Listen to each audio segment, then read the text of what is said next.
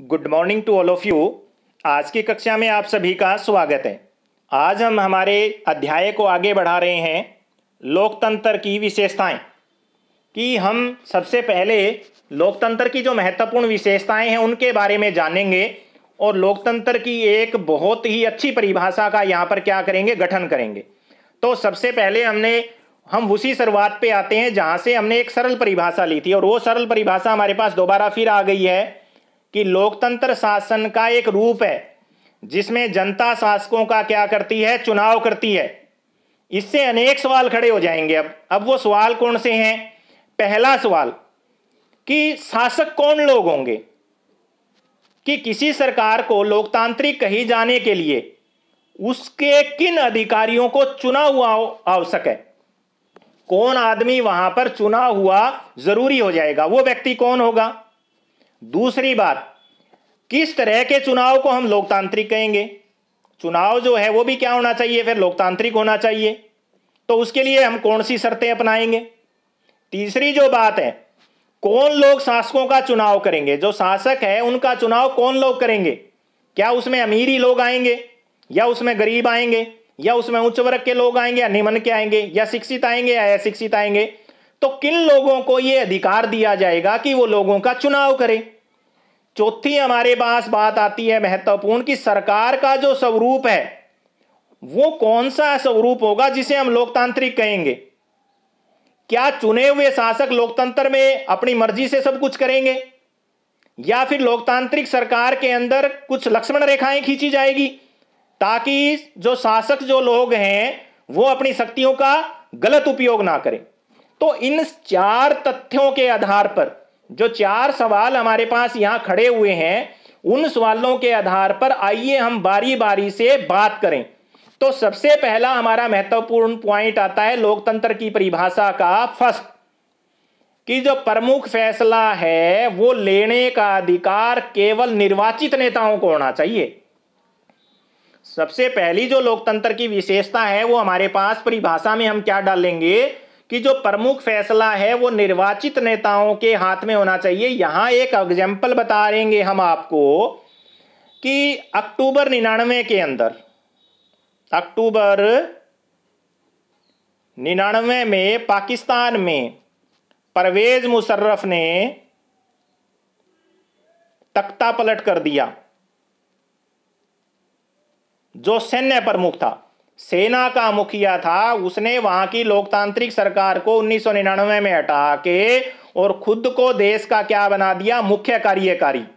उसके बाद उसने क्या किया, 2002 में एक जनमत संग्रह करवाया। क्या करवाया? एक जनमत संग्रह करवाया और अपना जो कार्यकाल था वो 5 साल के लिए बढ़ा लिया। और पाकिस्तानी मीडिया और मानवाधिकार संगठन और लोकतंत्र का अगुवाई करने वाले लोगों ने इस जनमत संग्रह को गैर कानूनी करार दिया और कहा धोखा है। ये एक जनमत संग्रह नहीं है बल्कि क्या है, धोखाधड़ी है। और इसी जनमत संग्रह के आधार पर अगस्त 2002 में उसने पाकिस्तान के संविधान में भी कुछ संशोधन करके राष्ट्रपति के अधिकारों को क्या कर दिया, बढ़ा दिया। और उसने उसके बाद में प्रांतीय जो है चुनाव करवाए। परवेज मुशर्रफ ने क्या करवाए, प्रांतीय चुनाव करवाए। और प्रांतीय चुनाव करने के बाद प्रांतीय चुनावों के अंदर जो है सरकारों का गठन करवा दिया। लेकिन फिर भी मुख्य फैसले करने का अधिकार किसके पास रहा, परवेज मुशर्रफ के पास, जबकि परवेज मुशर्रफ को जनता ने नहीं चुना था। अब यहां सबसे महत्वपूर्ण पॉइंट हमारा पूरा हो जाता है कि किस प्रकार परवेज मुशर्रफ सत्ता का इस्तेमाल कर रहा था। उसने चुनाव भी करवा दिए और वो कह रहा था कि पाकिस्तान के अंदर लोकतांत्रिक सरकार चल रही है। लेकिन हमारी पहली जो विशेषता है वो हमारी ये थी कि जो निर्णय लिए जाएंगे वो किसके लिए द्वारा लिए जाएंगे, लोगों के द्वारा, चुने हुए लोगों से। लेकिन परवेज मुशर्रफ को लोगों ने नहीं चुना था। इस आधार पर वो सरकार क्या होगी, गैर लोकतांत्रिक।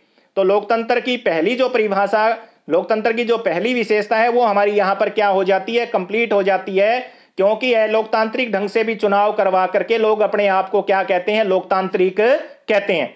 तो पहली जो परिभाषा हमारे पास क्या थी, निर्णय लेने का अधिकार केवल निर्वाचित व्यक्ति को होना चाहिए, जबकि कर्नल परवेज मुशर्रफ निर्वाचित व्यक्ति नहीं थे।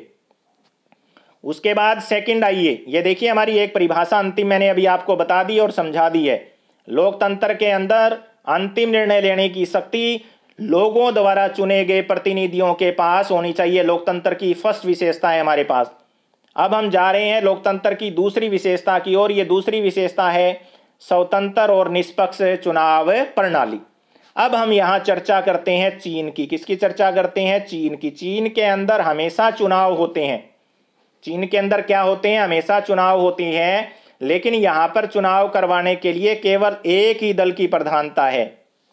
एक ही दल की क्या है? प्रधानता है।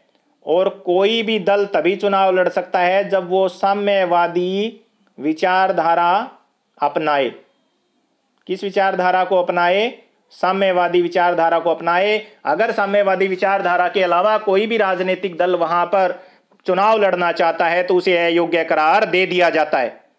तो इससे क्या होगा आप ये समझिए, जब एक ही दल वहां होगा तो चुनाव में लोगों को क्या नहीं मिलेगा? विकल्प नहीं मिलेगा। तो लोग जो है मान लीजिए उस पार्टी को चुनना ही नहीं चाहते हैं, फिर भी मजबूरन उन्हें क्या करना पड़ेगा? वहां पर चुनाव करना पड़ेगा उनका। तो दूसरी जो है बात आ जाती है कि चुनाव जो होना चाहिए वो क्या होना चाहिए? स्वतंत्र और निष्पक्ष होना चाहिए। चुनावी मुकाबला क्या होना चाहिए? स्वतंत्र और निष्पक्ष होना चाहिए। कम से कम लोगों के लिए दो विकल्प तो वहां होने ही चाहिए। क्या होने चाहिए? दो विकल्प, ताकि किसी एक अच्छे विकल्प को चुन ले। अगर बहु विकल्प हैं, विकल्प क्या है? दो से ज्यादा है तो और भी अच्छा है। लोगों को वहां पर विकल्प नजर आएगा और अच्छे व्यक्ति का वो क्या कर सकते हैं? चुनाव कर सकते हैं। तो चाइना के अंदर लोग जो हैं साम्यवादी विचारधारा के अलावा किसी अन्य विचारधारा को क्या नहीं कर सकते? अपना ही नहीं सकते हैं। तो इसलिए दूसरी जो महत्वपूर्ण विशेषता होगी लोकतंत्र की परिभाषा की, वो क्या होगी? जो चुनाव है वो क्या होने चाहिए? स्वतंत्र और क्या होने चाहिए? निष्पक्ष होने चाहिए। ये देखिए आप, सेकंड हमारी जो परिभाषा के अंदर जो विशेषता आ रही है वो क्या है? कि जो लोकतंत्र है वो निष्पक्ष और स्वतंत्र चुनावों के ऊपर क्या होना चाहिए? आधारित होना चाहिए, ताकि सत्ता में बैठे हुए लोगों के लिए जीत हार के अवसर क्या हो? समान हो। कि सत्ता वाला है वो हार भी सकता है, जो विपक्ष में बैठा है वो क्या कर सकता है? जीत भी सकता है। लेकिन अगर दल एक ही होगा, दूसरा विकल्प ही नहीं होगा, दूसरे लोगों को चुनाव लड़ने का अधिकार ही नहीं होगा, तो लोकतंत्र नहीं होगा वो। हालांकि वहां चुनाव हो रहे हैं, हालांकि वहां पर क्या हो रहे हैं? चुनाव हो रहे हैं। क्योंकि जो पहली हमारी परिभाषा थी वो तो यही थी कि जनता के चुने हुए प्रतिनिधि सरकार चलाएं। लेकिन यहां जनता के प्रतिनिधि ही चुने हुए हैं और सरकार चला रहे हैं, लेकिन वो जनता को विकल्प नहीं दे रहे हैं। क्योंकि चुनाव क्या है? वो स्वतंत्र और निष्पक्ष नहीं है। चुनाव क्या नहीं है? स्वतंत्र और निष्पक्ष नहीं है। तो दूसरी परिभाषा हम ऐड करेंगे यहां। दूसरी जो विशेषता वो क्या आ जाती है? स्वतंत्र होनी चाहिए। उसके बाद में नेक्स्ट हम तीसरी परिभाषा की तरफ बढ़ रहे हैं और वो हमारे पास आ जाती है विशेषता तीसरी, एक व्यक्ति और एक वोट। एक व्यक्ति और एक वोट। यहां हम क्या करेंगे? यहां हम कुछ एक देशों को लेकर के चलते हैं, जैसे अमेरिका, ईरान, इराक। यहां पर जब पहले चुनाव होते थे तो महिलाओं को वोट डालने का अधिकार नहीं था। किसको अधिकार नहीं था? महिलाओं को वोट डालने का अधिकार नहीं था। बहुत से देश ऐसे हैं, अगर हम फिजी की बात करें तो वहां भारतीय मूल के नागरिकों को ही वोट डालने का अधिकार है। तो यहां एक पॉइंट और आता है, भी चुनाव के लिए वोट डाले जाते हैं। अब वोट अगर हम किसी एक ही दल के एक ही वर्ग या धर्म के डलवा लेंगे, दूसरे को वोट डालने ही नहीं देंगे, तो सरकार तो वहां भी चुनी हुई हो गई। तो उस चुनी हुई सरकार को भी हम लोकतांत्रिक नहीं कह सकते। क्यों? क्योंकि प्रत्येक व्यक्ति को, यानी कि कौन सा अधिकार होना चाहिए? वयस्क मताधिकार। किसे हम लोकतंत्र कहेंगे? जहां पर प्रत्येक व्यक्ति को जो है वयस्क मताधिकार दिया गया हो, और व्यक्ति अमीर हो या गरीब, एक मत और एक ही मोल। चाहे गरीब भी वोट दे के आएगी, उसकी कीमत भी एक, अमीर देगा उसकी कीमत भी एक। तो इस आधार पर एक तीसरी महत्वपूर्ण विशेषता हमारे पास आ जाती है लोकतंत्र की। वो क्या आ जाती है? ये देखिए आप, कि लोकतंत्र में हर वयस्क नागरिक को एक वोट होना चाहिए और हर वोट का क्या होना चाहिए? मूल्य समान होना चाहिए। तीन महत्वपूर्ण विशेषता। पहली विशेषता हमारे पास क्या थी? कि लोकतंत्र के अंदर निर्णय कौन लेगा? चुने हुए व्यक्ति। दूसरी हमारे पास क्या थी? चुनाव जो है वो क्या होगा? स्वतंत्र और निष्पक्ष। तीसरी बात क्या थी? चुनाव के अंदर जो वोट डाले जाएंगे उनका मत भी क्या होगा? एक समान। उसके बाद हम नेक्स्ट परिभाषा के ऊपर बढ़ेंगे आगे। नेक्स्ट हमारी जो परिभाषा है वो है कानून का राज और अधिकारों का आदर। अब यहां हम क्या करेंगे, एक जिम्बाब्वे का उदाहरण लेते हैं। किस देश का उदाहरण ले रहे हैं? जिम्बाब्वे का। यहां पर 1980 के अंदर गोरों के शासन से मुक्ति मिली थी। किसके शासन से? गोरों के शासन से। और इसकी जो अगुवाई की जा रही थी वो एक पार्टी थी जिसका नाम था जॉन पीएफ। इसका वहां पर क्या होता था? राज होता था।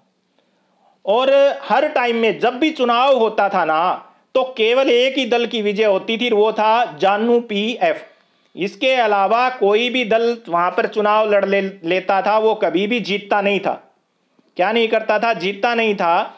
सरकार विरोधी कितने भी प्रदर्शन हो जाएं, तो वहां पर क्या करता था, ये दल सत्ता में होता था, जबरदस्ती जो है मौके के ऊपर ही चुनाव के केंद्र बदल देते थे। मौके पर ही चुनाव के क्या बदल दिए जाते थे? केंद्र बदल दिए जाते थे। चुनाव में पूरी गड़बड़ी की जाती थी। और इनके जो राष्ट्रपति थे उनका नाम था मुगाबे। क्या नाम था? मुगाबे। उसका काम यही था। और वो लगातार 2017 तक राष्ट्रपति बनता रहा। क्या बनता रहा? राष्ट्रपति। इसका मतलब वहां पर जो चुनाव होते थे वो कानूनों के दायरे में नहीं होते थे, और सत्ता पक्ष जो होती थी वो मनमर्जी से जो अपने अधिकारों को क्या कर लेती थी? इस्तेमाल कर लेती थी। उनके अधिकारों के ऊपर कोई भी बंदिश नहीं थी। और उन अधिकारों के ऊपर जो है बंदिश लगाना क्या थी? बहुत जरूरी थी। किसी भी व्यक्ति को वहां पर अपने विचारों की अभिव्यक्ति नहीं थी, कोई भी दल नहीं बना सकती थी। दल बना लेते थे तो उनके दलों को जो है मान्यता नहीं दी जाती थी। चुनाव के अंदर जो है उनको चुनाव चिन्ह नहीं दिए जाते थे। तो हमारे पास चौथी जो महत्वपूर्ण परिभाषा निकल के आती है, विशेषता निकल के आती है, वो ये अभी मैंने आपको बताया था कि एक लोकतांत्रिक जो सरकार है वो संवैधानिक कानूनों और नागरिक अधिकारों के द्वारा खिंची लक्ष्मण रेखाओं के भीतर ही क्या करना चाहिए? काम।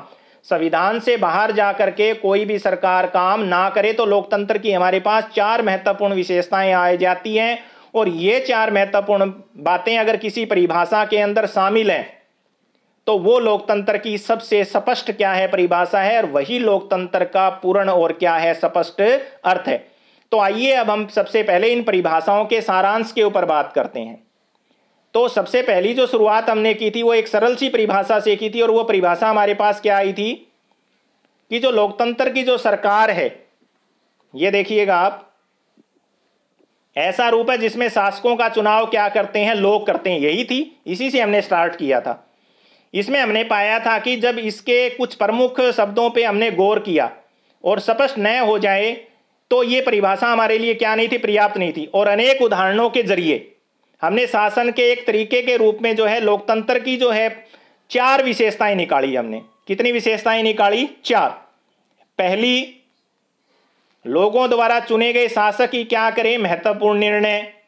दूसरी, चुनाव लोगों के लिए निष्पक्ष अवसर और इतने विकल्प उपलब्ध कराए कि चाहे तो वो मौजूदा शासकों को भी क्या कर दे? बदल दे।